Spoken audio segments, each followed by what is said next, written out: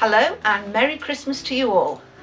So today we're going to talk about affordable, or at least some are affordable, Christmas gifts for your loved one if he happens to be a motorcyclist. And there's quite a few.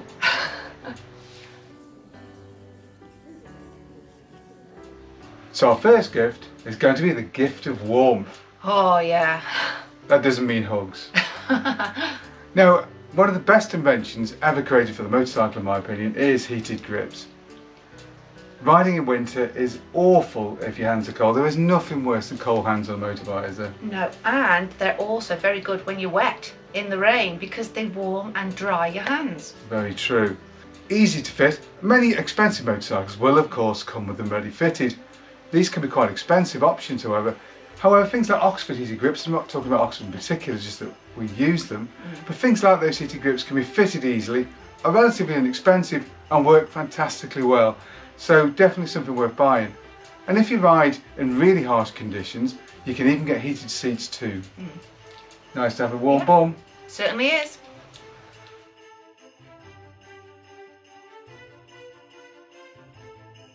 So a lot of people use household detergents like washing up liquid to clean their bikes, but it's quite a bad idea because they've got a lot of salt content in them. Which is not good for bikes. No. They really don't like salt. No. However, alternatives are available. You can get specific car and motorcycle cleaning detergents which don't contain salt and are much kinder. You can buy these from many outlets. Online, places like Halfords will sell them, relatively inexpensive. You can buy cleaning kits with soaps and everything which make a nice, thoughtful little gift for very little money. And when you clean the bike, normally what people use is, say, kitchen towel or something like that to dry it out, which works pretty well. But the other thing that we picked up is this dryer. It's called a pet dryer. I think whatever pet you clean with this would be pretty massive. Horse maybe, an elephant, don't know. It really is like a Hoover which blows in the opposite direction, so it's basically reverse vacuum cleaner. Blows air out at a hell of a rate. It's got a heat, it can warm the air as well as blowing at speed. You can adjust the speed. This is just one type, I'm sure there are other types available. You get a flexible hose that you point at the bike and it does a fantastic job. It gets the bike much drier, particularly in those little nooks and crannies, than you ever could if you were just drying the bike in a conventional way. So definitely one that we'd recommend. This has proved very reliable. I've used it for all sorts of things and it's great fun because it just makes a hell of a noise and blows air about. I would demonstrate it now, but if I did, it would blow most of the balls off the Christmas tree. It's pretty powerful. And it is portable and light as well, so that's a good...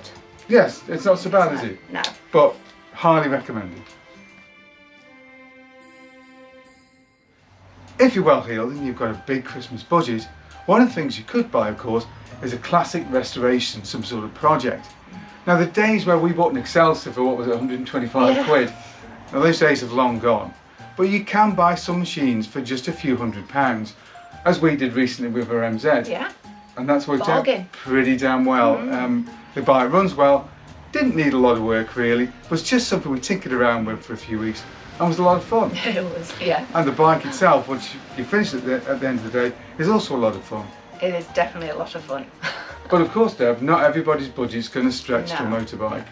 So what are the alternatives? Okay, so one alternative is a model kit.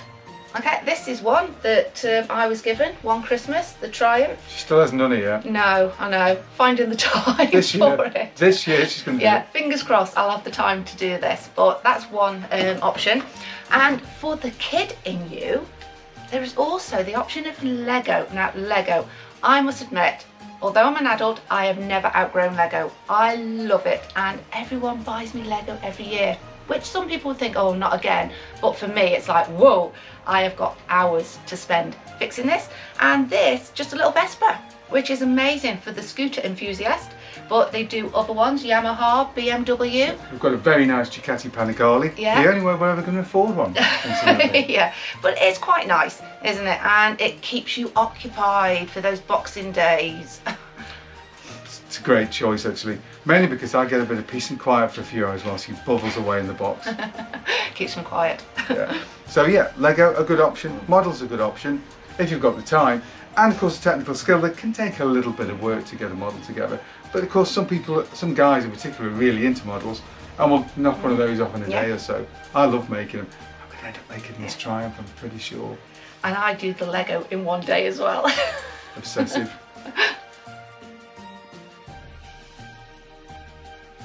Many motorcyclists tend to be adrenaline junkies. We like a bit of excitement in life, or we like to do something that's motorcycle involved. So experience days. If you've got a budget that allows for these, because these can be quite expensive. a few £100 usually. Yeah. But they are so much fun, and it gives you the experience, especially like trial days, off-road days. If you've fear about going off-road with your bike, these give you the experience and the confidence to actually do it. Now we have done these. We did the Ron Aslan Race School, which sadly isn't around anymore, but was a great day. Really fantastic experience. Such a shame that's closed now. And of course we've done Dorothy Speed Shop, with Postie Bike. With Nathan Millwood. Yeah. That was a fantastic day for off-roading. So much fun. So much fun. Probably the most fun we've had on the bike in a long time, actually. Yeah.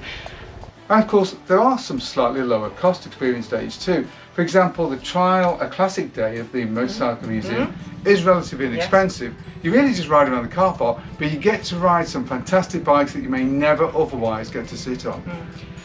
Another option are biker safety days. These are totally free of charge and put on by local police stations. They are usually held at RAF bases. Yep. And we did ours at RAF Shawbury. You take your own bike, but they teach you how to ride safely, slowly, how to brake safely, and also what happens and how to deal with an incident. So road traffic accident, and you see a biker down, how to safely remove helmets and put them into a recovery position. So if you've never done that before, it's very good. Yeah, the one we did was actually called Biker Down and was a very good day. Yeah. Bit of experience on the bike, bit of cone work, but also some classroom work, which really was quite enjoyable. Really, it just involved talking about hazard avoidance and things like that. Yeah. So very much recommended. Another option is a magazine subscription. This one is the Adventure Bike Rider, Motorcycle, and both of them are downloadable on your iPad. So if you don't want to do the magazine, the hard copies, and save a planet, save a tree, get the digital copies. These are a really good idea over winter, of course, because not everybody rides over winter. No. Not everybody's as insane as I am, or as stupid. No. As others might say. Definitely not. So, depending on the type of bike your loved one has, they may want to travel great distances, and to do that you're going to need luggage. One good option, or the best option of course, is hard luggage. Depending on actually whether you're going off-road, there are debates about which is best. Hard luggage is a very good option if you're travelling on-road, but can be very, very expensive. Ditto actually some soft luggage. Depending on where it's made, it can be very expensive, but generally as the quality goes up, the price goes up massively, and this can cost you several hundred, sometimes into the thousands of pounds. There are however some cheaper options. Yeah, and the one we found is Lomo. It's a Scottish based company, and their luggage, I have to say, is the best waterproof luggage we have ever had. Now, I'm not just saying that, we have trialled these out in Scotland, of all places this year, and not one thing was wet inside. Really good. They generally make their gear for surfers and scuba divers and canoeists and things like that, so it is really waterproof. Don't know how robust it's going to be yet, we'll soon find out. It's held up quite well so far. 2 holidays. Yep, held up well for a Scottish trip. These are smaller bags, and we actually use these as front pouches on the front of the bike, where we've got larger cases for the back. Yeah. We, on our bikes, use a combination hard and soft luggage. I don't really know which one I like best, but these are a really good cheap option. Check them out if you're on a lower budget. If you've got a big budget, then the sky's the limit, really. Yeah. But,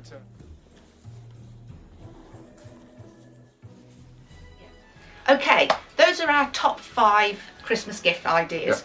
Those are our personal ones. You may have different ones, but we've just picked 5 out that we like. Yeah. And they've given us a lot of fun and useful, aren't they? And I think you'll agree, there's a fairly broad budget. We haven't gone over the top with budgets. We haven't said everybody go out and get Geevy luggage worth £2,000. There are always options. We've tried to give sensible options. Especially with 3 bikers in the family. Yeah, when there's a lot of bikers in the family. Going for the expensive option is, well, not an option. No. Well, I do hope you enjoyed this video. If you did, please like and subscribe. And thank you for watching. Idiot. Why do I have to work under these conditions?